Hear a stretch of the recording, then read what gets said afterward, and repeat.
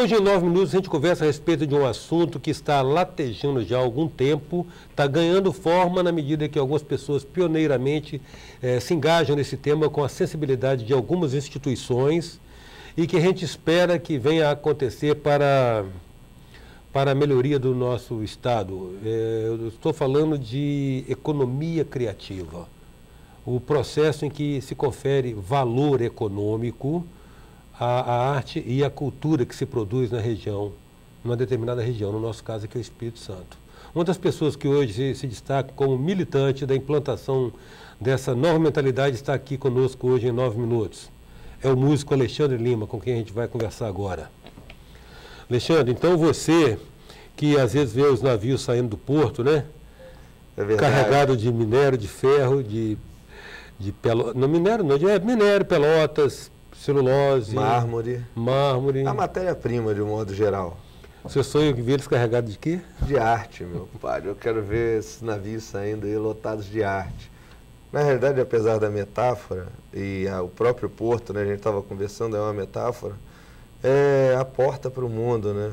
E eu vejo que o Espírito Santo e a capital aqui, Vitória, nasceu já com essa vocação de exportar a arte, de exportar de modo geral, né?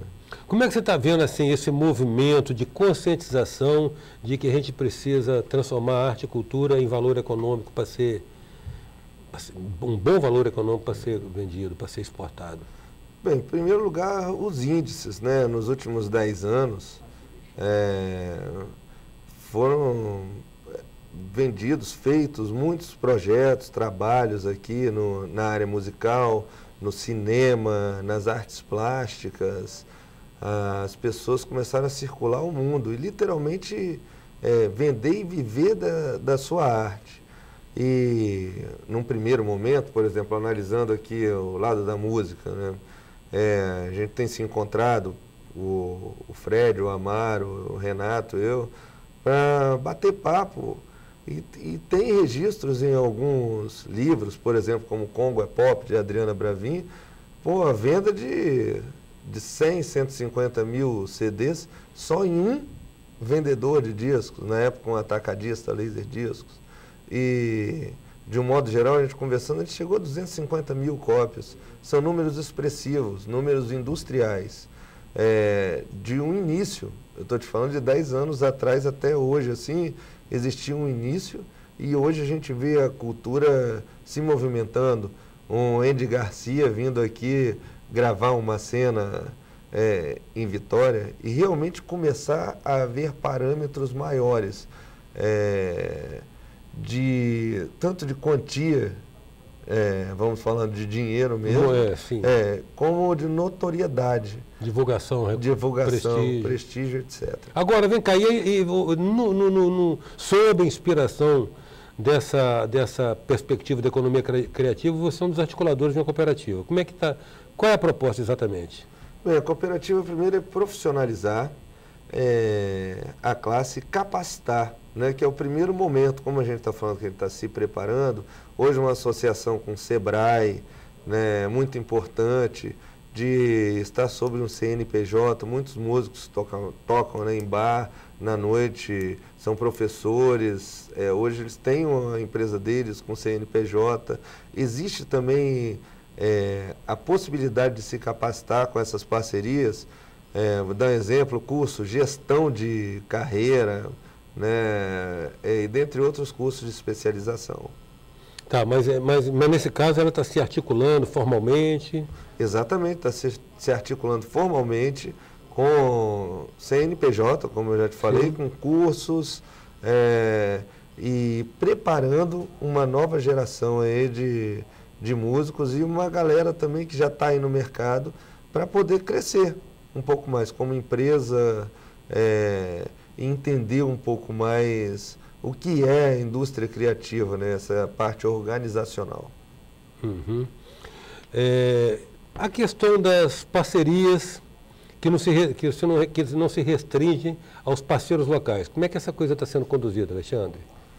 Bom, vamos falar então agora da história da exportação da parte intelectual, letras de músicas, parcerias, a gente tem feito aqui coisas muito legais. O exemplo disso o Bloco Black gravou uma música que é minha, do Gustavo Macaco, do Zap e do Gabriel Pensador e o Thiago Mocotó, do Rio de Janeiro. A música foi gravada uns 3, 4 meses atrás, foi lançada mundialmente 2 meses depois. O nome da música é Só Tem Jogador. Já pingou um check-in, já pingou um check-in. A música é a música tema do jogo FIFA Soccer 2012. Cada ano tem uma versão esse jogo. Uhum. Isso é legal porque acontece a história da exportação da arte. Está na aldeia e está no mundo. Exatamente. Tá na aldeia e tá no mundo. E a gente não deixou de ser capixaba por isso. É a associação. Eu vejo hoje que o capixaba, a arte do Espírito Santo, nunca foi tão brasileira e tão mundial ao mesmo tempo. Não só através desse exemplo, mas tem muitos outros, as turnês, os festivais que acontecem, os festivais capixabas, o Espírito Mundo, que acontece aí em 3, 4 países da Europa. Existe também as possibilidades individuais aqui, são vários grupos trabalhando e fazendo acontecer a música produzida aqui em outros estados. Tem acontecido coisas bacanas, o exemplo disso é o Casaca, por exemplo, o próprio Bloco Black, né, que tem se apresentado constantemente fora do estado, de Macucos, dentre outras bandas. Carlos Papel gravou um disco agora na França.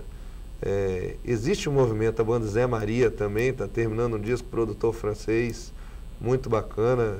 Tem uma galera que está se movimentando, fazendo a história acontecer. Em 9 minutos a gente conversa com Alexandre Lima. A gente volta já.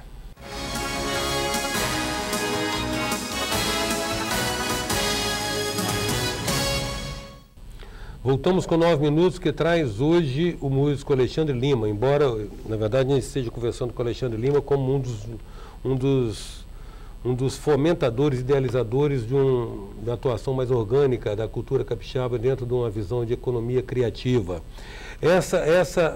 Você falou a respeito dessa promoção que o Espírito Santo está conseguindo lá por esses embaixadores informais, né? Nossos artistas, na verdade, estão sendo nossos embaixadores informais no circuito artístico, está muito voltado, está muito centrado. Você falou de Canadá, eu sabia de Europa e Escandinávia. Tem rolado algumas coisas também, alguns festivais. Tem acontecido assim, convites, né, literalmente para o mundo inteiro. E a gente vai como e quando pode. Porque existe também a história, e existe uma história aqui dentro do Espírito Santo muito bacana também, que a gente tem que fazer um equilíbrio, né? O mercado interno, o mercado, que eu digo mercado Brasil, e o mercado externo. E tem que haver também mais um carinho especial para essa exportação. Conversarmos mais sobre políticas públicas voltadas para isso. É muito importante a participação do Estado nessa história, porque você vê o exemplo da Bahia, ou até mesmo da música de Pernambuco. Eu tenho circulado e tenho visto como é tratado seriamente esse assunto. E eu estou falando... Vira marca, né? Eu estou te falando de grandes festivais. Já tive a oportunidade de tocar 2 vezes no Festival de Montreux, na Suíça, por exemplo. Muito bacana chegar lá e ter os estandes gigantes. Eu chegava com alguns panfletos, eu até falava no show, mas é diferente. E é muito mais do que um grupo. Hoje você fala da música de tal região, a música do Sul, a música do Rio de Janeiro, a música de Minas, a música de São Paulo. Então, existe sim um investimento de marketing e de imagem. Ou seja, trabalhar isso profissionalmente, sem muito romantismo. Exatamente. Eu acho que essa é uma necessidade, diria que, do mercado. Isso trabalha também o subjetivo, né? O inconsciente capixaba, a autoestima. Agora, Alexandre, na medida que você trabalha com a afirmação de uma identidade típica, né? Numa época de globalização,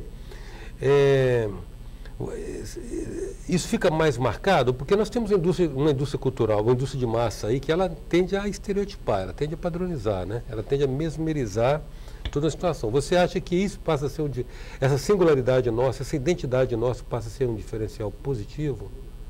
Bom, com certeza é um diferencial positivo, porque vou te dizer, das vezes que eu tive oportunidade nos últimos anos aí, viajar, a diferença quando eu sacava, tirava, por exemplo, uma casaca ou falava, né, nos países da onde eu vinha, numa ilha do Atlântico Sul chamada Vitória, existia diferença e toda a curiosidade e vontade de saber um pouco da cultura regional.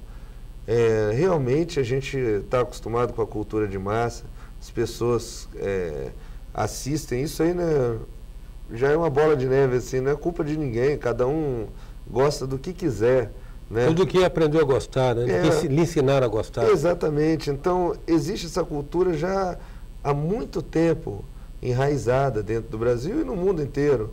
Existe, por que eu tenho que estar ou gostar de música cantada só em inglês?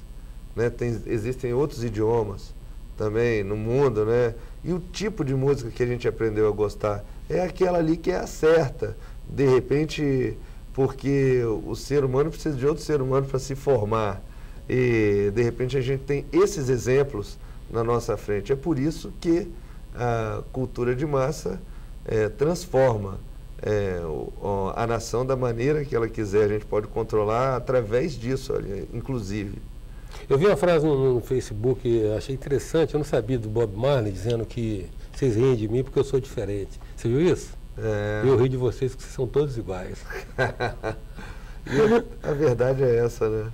E lutar também contra essa questão, essa estereotipação, né? Nós realmente vivemos uma cultura americana, você vê que o carro e o arranha-céu é bem típico dessa cultura. Depois a padronização da música, né? A gente aprende realmente, se costuma ouvir e até às vezes se confunde com gostar, porque não é dada a oportunidade de ouvir algo diferente, né? Exatamente, eu acho que hoje você liga, né, o rádio e as pessoas estão na busca assim, do Ibope. Eu acho que existe a sobrevivência de cada um, a batalha, né, de todos, mas existe também a importância, quando uma pessoa ganha uma concessão de rádio, a importância disso, de tocar ali o seu primeiro mundo. Eu digo primeiro mundo porque, ao contrário do que se prega, o primeiro mundo são as pessoas mais próximas da gente. É quando você abre o olho, está dentro da sua casa, são ali os seus familiares, as pessoas que moram com você, e dali para a porta os seus amigos, na porta fora os seus amigos, as pessoas que convivem com você.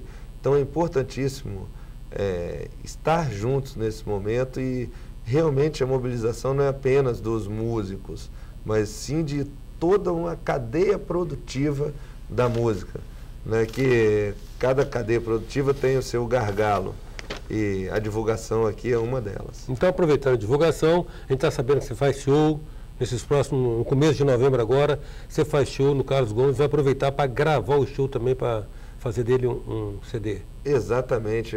Vende peixe, então. A gente vai fazer um DVD, eu convidei alguns amigos que eu acho muito importante, todos são importantes assim para mim.